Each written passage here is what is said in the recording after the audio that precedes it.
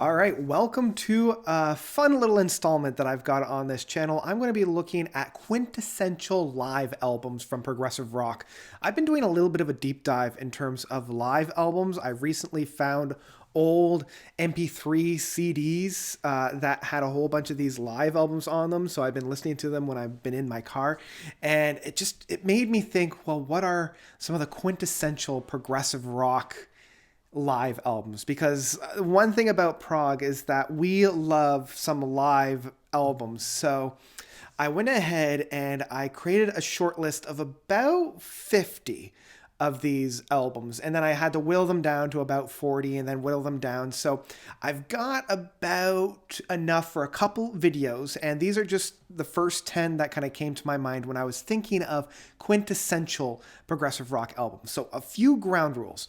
The first one is only one album per band. Otherwise, it'd be kind of really front heavy with a lot of the more popular bands, and I wanted to give other bands a chance to get their albums in here as well. So only one album per band. Second rule is only official releases. So no like fan clubs only, no bootlegs, nothing in terms of box sets or special editions or special releases or anything like that. And nothing that's been kind of pre-packaged as a box set. I also tried to balance it between classic prog stuff and more modern prog stuff. So I tried to do like 5 and 5 to give us a 10. Also, this isn't ranked. This isn't, saying that the first one I'm talking about is better than the last one I'm going to be talking about. So there's no real ranking in here. It's very arbitrary in terms of like which one I'm talking about first and which one I'm talking about last. So just to kind of keep that in mind as well. So with all that taken care of,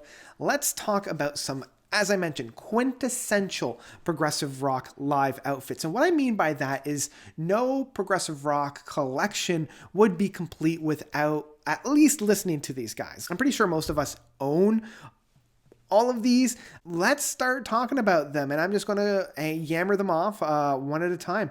First one I'm going to be talking about is Seconds Out by Genesis. This one, hands down, I think is the most talked about, the most recognizable, and the most, if I were to say it, like the most quintessential progressive rock album. This one came after their Wind and Wuthering album, so it's got their entire back catalog on it. We go like right from the musical box. The end part about that is seeing how Chester Thompson and even Bill Bruford on a couple of the tracks on here, specifically with Cinema Show, just blows me away in terms of their personalities on the drumming on this. And I love their presentations on here. The only thing that I would say is I wish there was more Wind and Wuthering stuff on here and maybe some deeper cuts from Nursery Crimes. But really the thing that everybody talks about is the first side, the second disc, having All the Suppers Ready on it. I think it's one of the best recordings that we have of Suppers Ready. It's every time I listen to it, I get moved. And then the flip side to that, you got the Cinema Show, which I've already talked about with Bill Bruford on the drums. That just makes my eyes just want to melt my skull. And having, the 1-2 punch of Dance on a Volcano and Los Endos. A perfect representation of the band at that point in their career, and one that you really need to have in your collection if you are a progressive rock fan. So next up, we're going to a modern one, and this one is the Retinal Circus by Devin Townsend. Devin Townsend has put out a lot of live albums, and whittling them down to what I felt was the best representation of his music, I still feel like the Retinal Circus probably does the best job of that, because most of the albums, at least live albums that we've had, focus in on one aspect of his career, maybe outside of By a Thread, which focuses in on one album, and then a couple smatterings of the encore stuff. But what I love about the Retinal Circus is it really is a retrospective of his career from that point. He put out Epic Cloud, and he does a quick look back at where he has come, even including a track or two from Strapping Young Lad. And some of the guest appearances that we have on here are really, really fun as well. And I love a lot of the presentation and just the large scale of the amount of tracks that we found on here. You have the sheer power and raw energy from Planet of the Apes and Planet Smasher, as well as Kingdom and Jugular. But you also have some of those more heartfelt and very personal ones such as the rendition of Hyperdrive, and Where We Belong, kind of being the centerpiece of this album. And also having some of those just ridiculous balls to the wall insane ones, such as Vampira. I also love that it ends, like the first half ends with Colors of Your World and The Grays. Just a perfect way to have that first kind of disc and then coming into the second one. I still get blown away whenever I listen to this, and it is essentially a perfect live album, if I'm being perfectly honest. Okay, moving on to another classic one. Now, I know that there's been some discussion. I've been kind of ignorant of the backlash to this, but apparently not a lot of people like Yessongs. I personally love Yessongs. It's very nostalgic for me, and I do recognize the less than stellar mixing and mastering of this album, and we haven't really had a high definition style of this, and I think like the tapes are long gone at this point, so we'll never actually have a really good mastering of this. But honestly, it was the one that was released right after Close to the Edge, and so you essentially have the entirety of the Yes album, Fragile, and Close to the Edge all on this album. And I think it's a perfect little time capsule of the brilliance that were these three albums.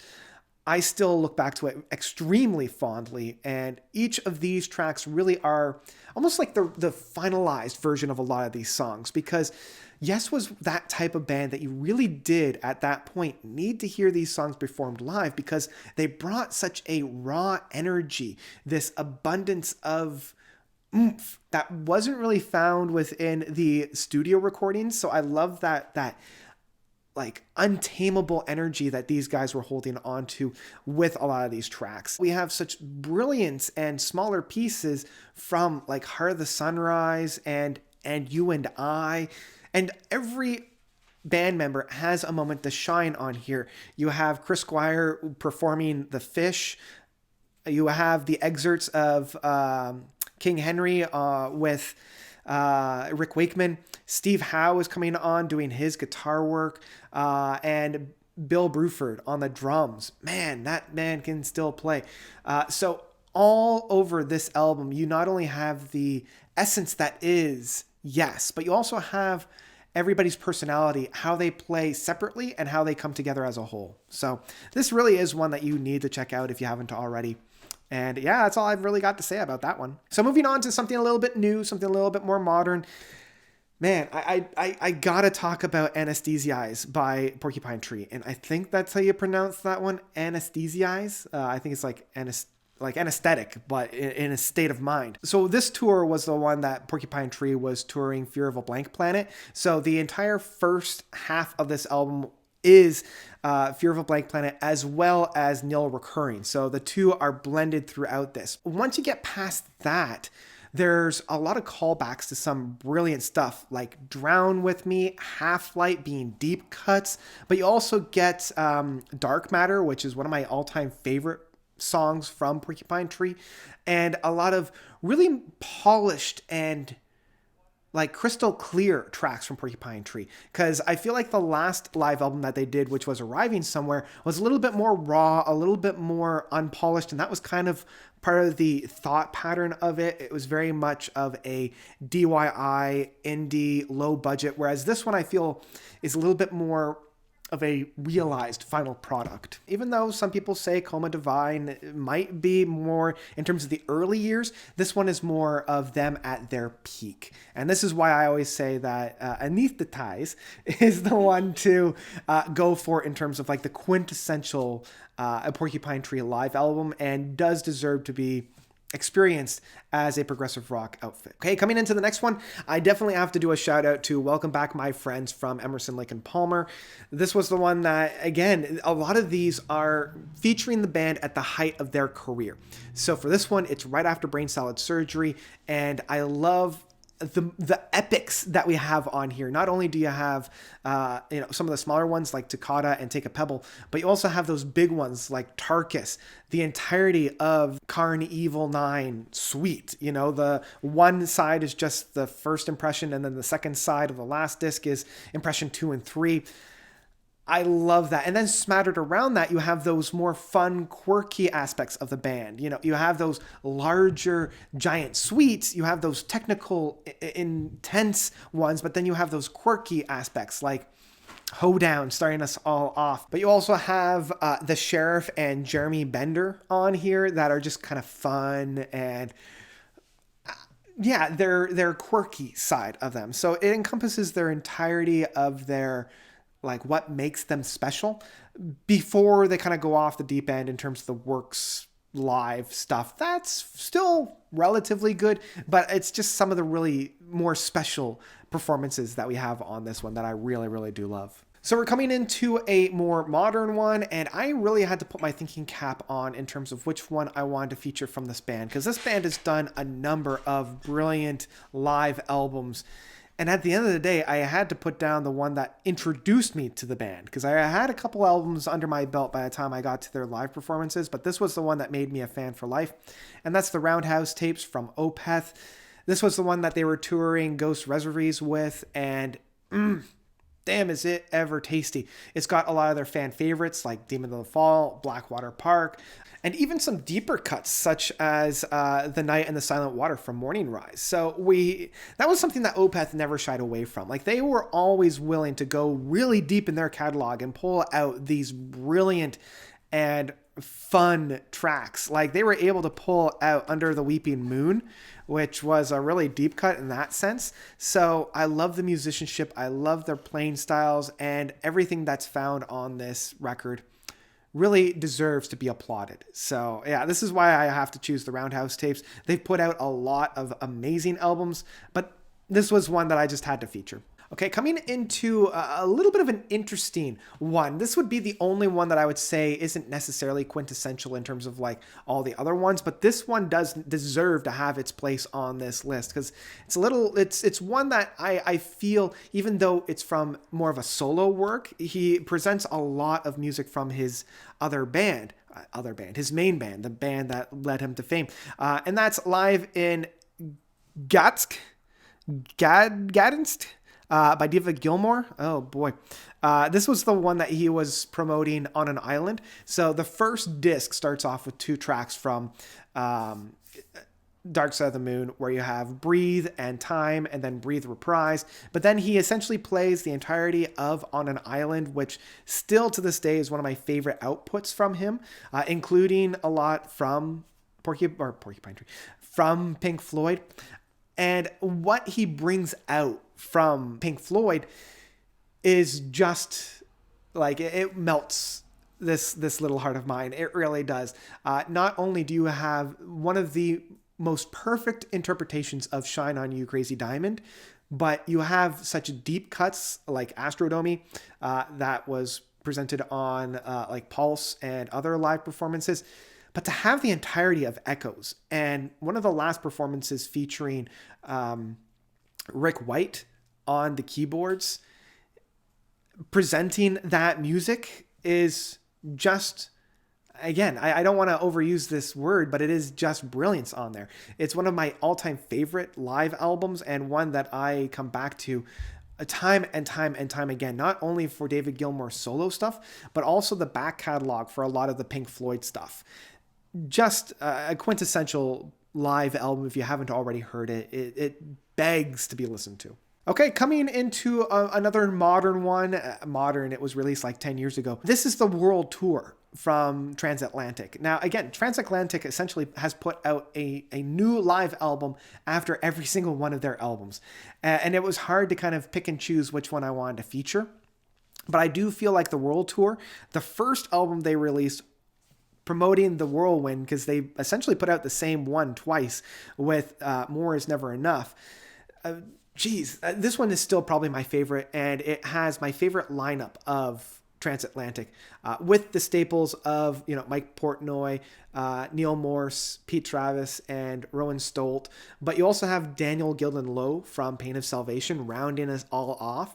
I think it's the perfect group of musicians playing on here. And I really, really hope that they would have included Daniel as an official member, seeing as he does provide a little bit of musicianship on the next album of Kaleidoscope. I still think that this is the perfect live performance from Transatlantic. Not only do we have the entirety of the Whirlwind suite, then you go right into All of the Above, the 30-minute one from their first album, and you follow that up with Strangers in Your Soul and The Duel with the Devil, the big tracks from Bridge Across Forever.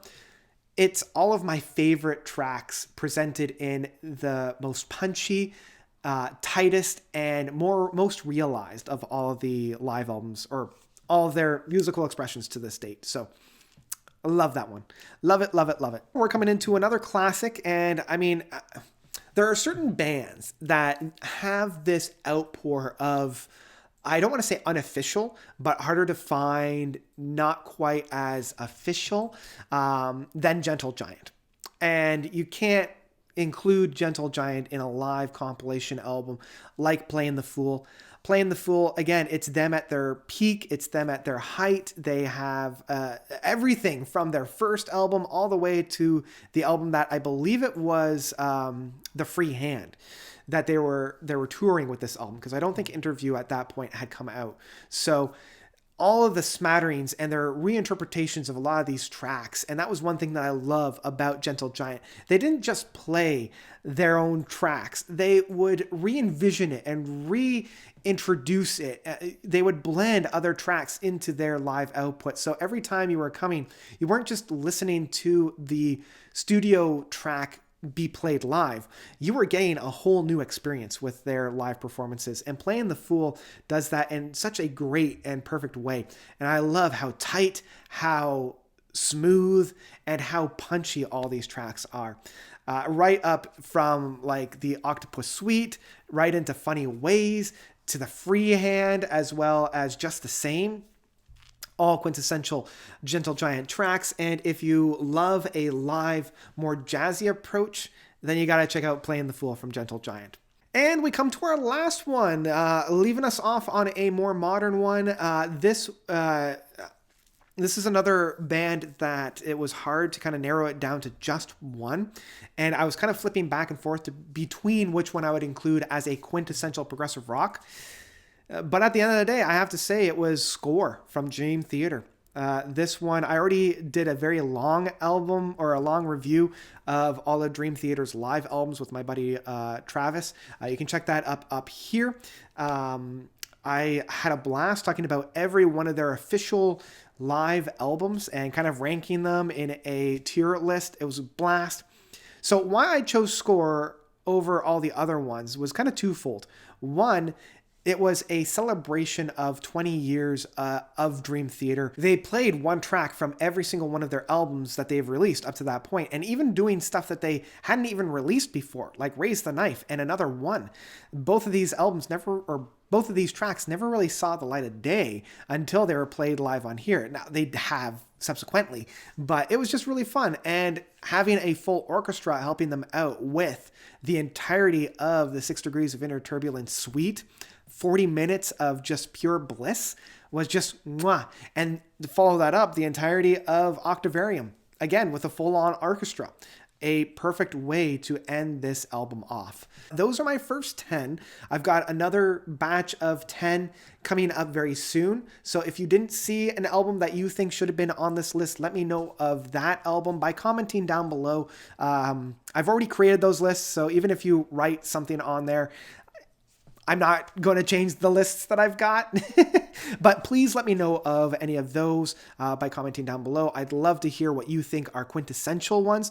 And I'm also doing a Hidden Gems. So those are live albums that had been featured in either box sets or special releases or anything along those lines.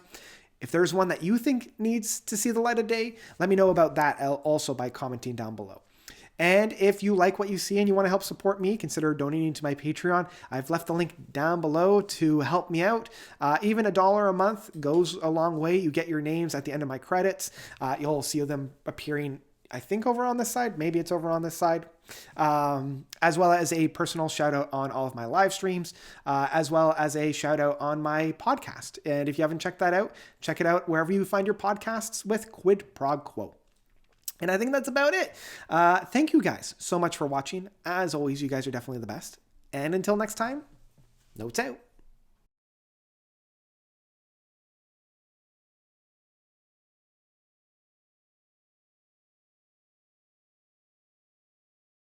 Pardon me? Anesthetize. Are you sure? Anesthetize? That's not a word, is it? Anesthetize? Yeah. Anesthetize. That doesn't sound right to me. Because anesthetic. Yeah, anesthetic. And when they talk about... Yeah, anesthetic. Anesthetic. Yeah. Anesthetize.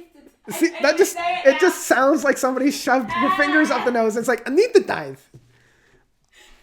I mean, there's your blooper for this There's video. the blooper for this. Anesthetize.